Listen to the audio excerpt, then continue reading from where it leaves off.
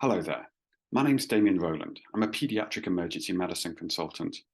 The rising cases of scarlet fever and the serious complications of Group A streptococcal disease in the United Kingdom have obviously caused concern for parents and carers. It's worth noting that these are not new conditions, and we often see high levels in the winter months.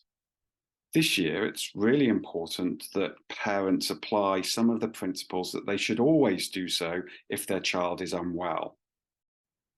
If your child has a fever, but is otherwise playing around and is active and is alert, there isn't much that you need to do, really, regardless of the cause of infection.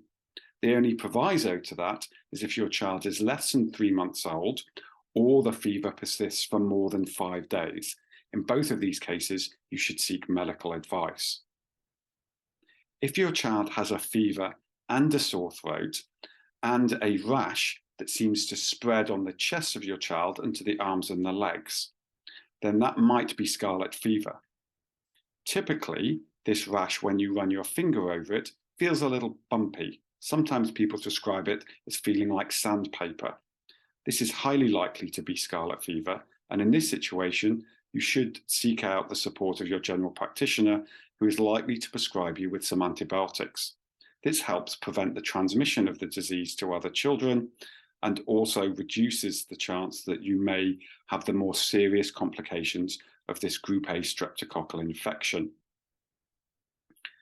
Now, not having the rash doesn't mean that you've not got a serious infection, but there are some things that you can use to help you make a decision about whether you need to seek medical help.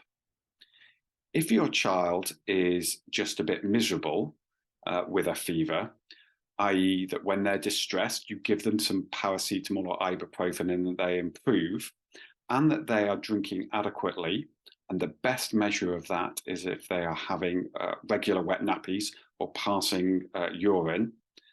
The best or rule of thumb is that you should pass urine at least every 12 hours or so.